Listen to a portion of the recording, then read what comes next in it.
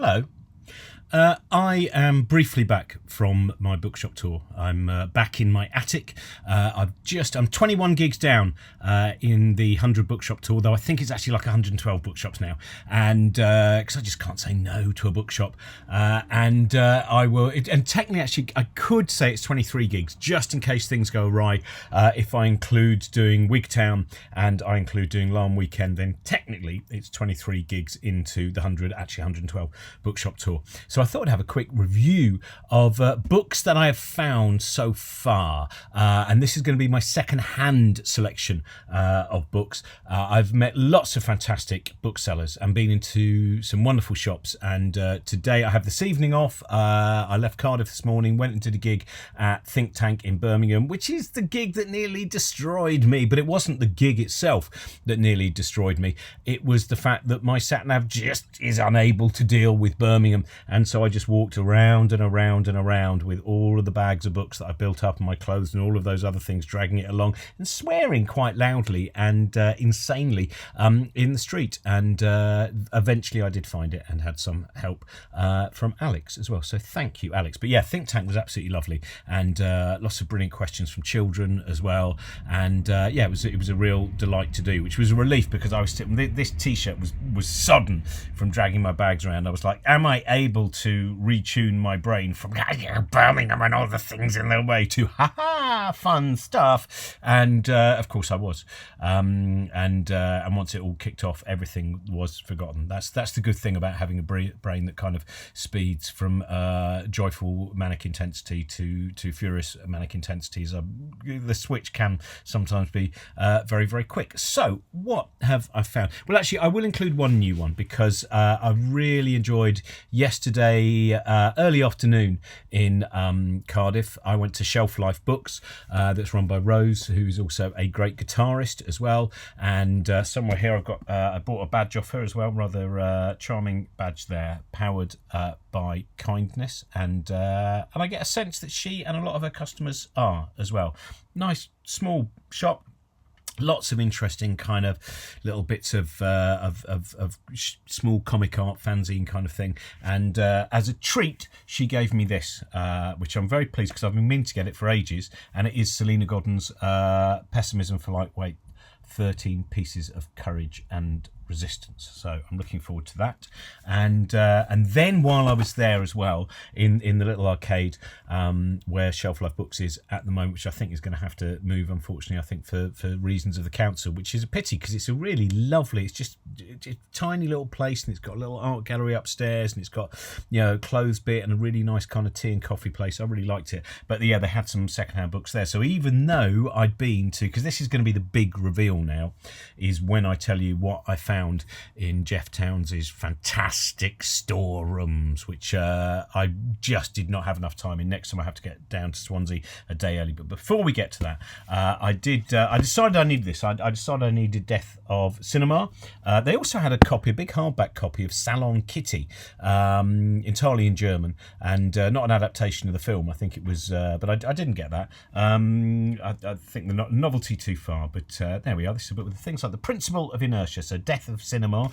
I needed that from the little bookstall that was there, and then this for just a nice bit of synchronicity, which is Words Without Pictures, which are works by people who certainly at the time of this coming out were best known for their comic book work. So people like Stephen Bissett and Neil Gaiman and Alan Moore's The Hypothetical Lizard, which I have the comic book adaptation of, but I do not have the wordy version. So I needed that as well. And I love a Pan book, and I love Pan book covers, so I did need Woman and Love, which includes all the happy bedroom, choosing your mate after the honeymoon, when sex goes wrong, fear of abnormality, byways of sex, etc, etc, etc. What shall I tell my daughter?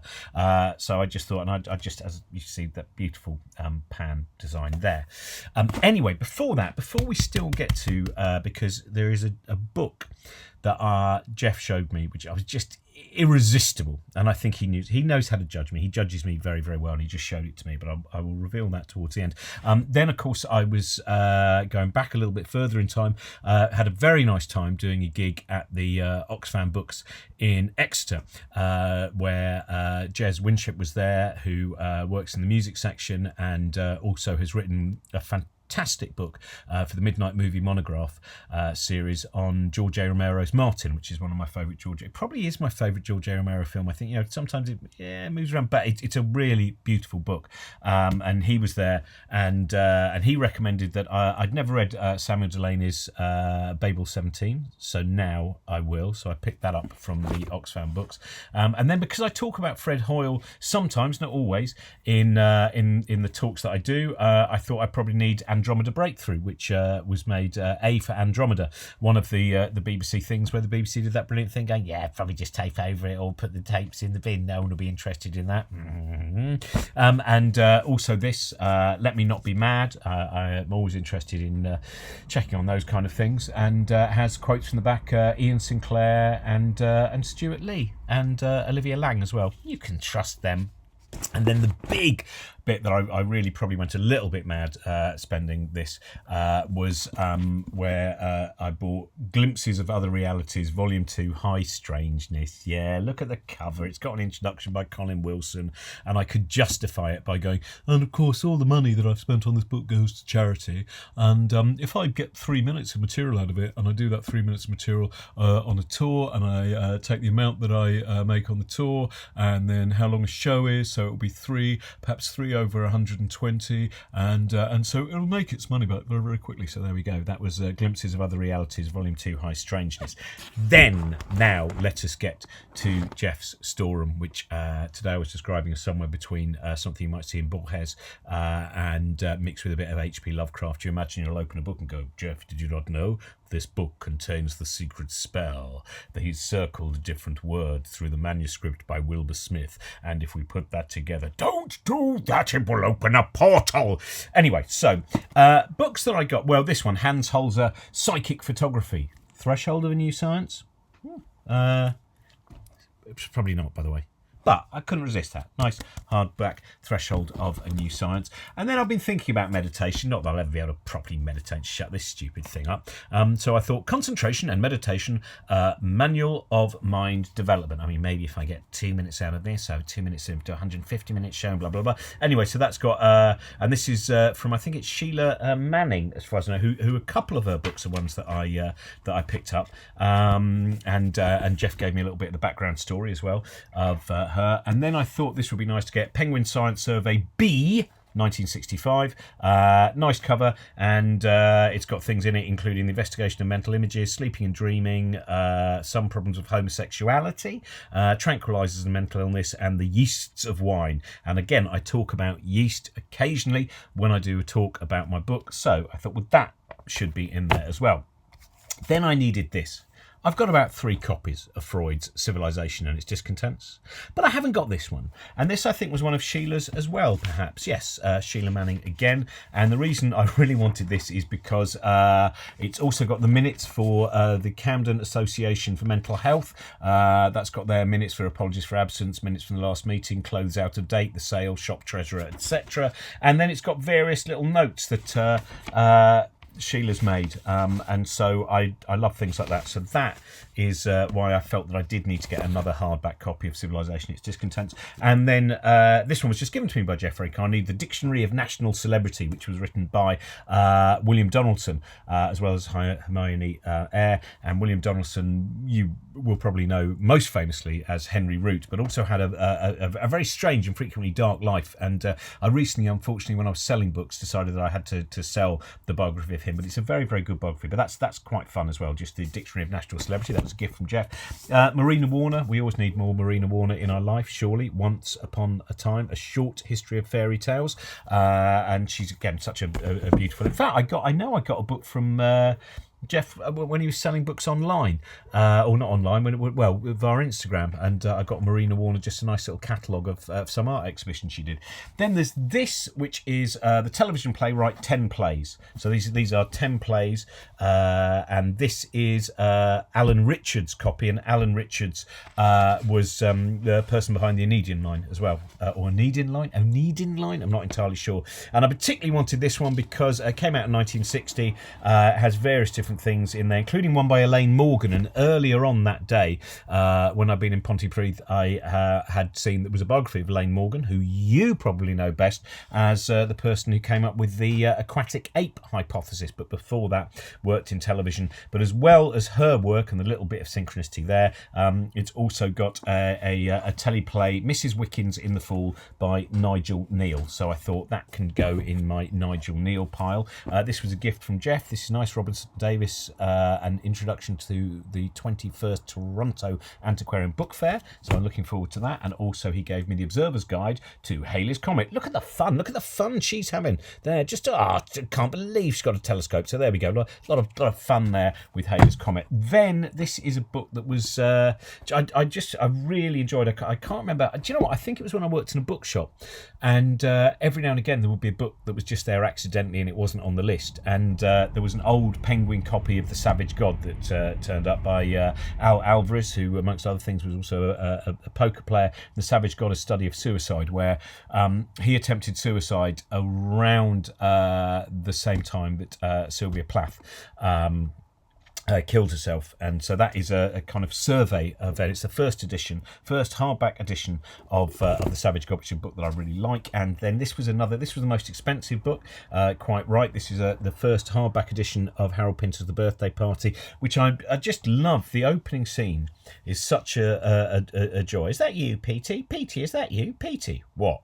Is that you? Yes, it's me. What? Are you back? Yes. I've got your cornflakes ready. Here's your cornflakes. Are they nice? Very nice. I thought they'd be nice. You got your and it just goes on about corn. It's brilliant. Anyway, I love the whole cornflake conversation. I did it a bit sped up there, obviously. Then we're nearly there. This was again just another one which I know nothing about. John Atkins, Tomorrow Revealed, which is a kind of but from the Neville Spearman, and it was just this. It was these brilliant little cartoons there of H.G. Wells and Aldous Huxley and Robert Graves and George Orwell, and then chapter titles: The New Herodotus, The Martian Invasion, Freedom versus Tyranny, March of the Robots, Calamity piled on calamity, etc. And I just there are lots of kind of quite fun illustrations in this, and I thought therefore there we go. There's another. I think it's a Martian there. But the book that I've been building up to is this book here.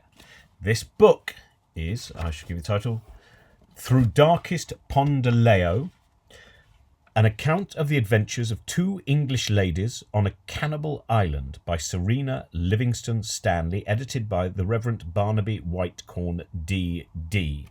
Now, actually, this book is by Joan Lindsay, who wrote one of my favourite novels when I was a teenager, a novel I still enjoy a great deal, Picnic at Hanging Rock. It's of course turned into a magnificent film by Peter Weir. And this is a kind of a spoof travelogue, which has these wonderful quite kind of surrealist pictures as well, in terms of the way that they mash up. You can probably see there just the maid crossing the bridge with it, and I was just utterly fascinated that Joan Lindsay had here's the Honorary Mrs. Pringle and Mr. Garble studying the habits of porpoises in the Red Sea. I don't know if you can see that there.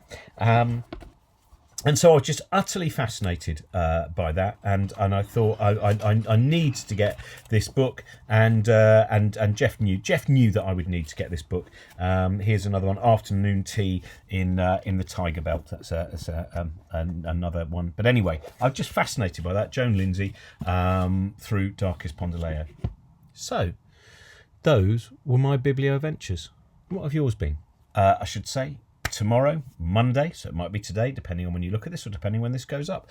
On Monday, I start all over again, so 21/23 shops down. Next week, 14 events, starting in Oxford, ending in Norwich at the Science Festival, and in between, I go to many places, including Crosby, Harrogate, and Leighton Buzzard. I hope you have fantastic weeks.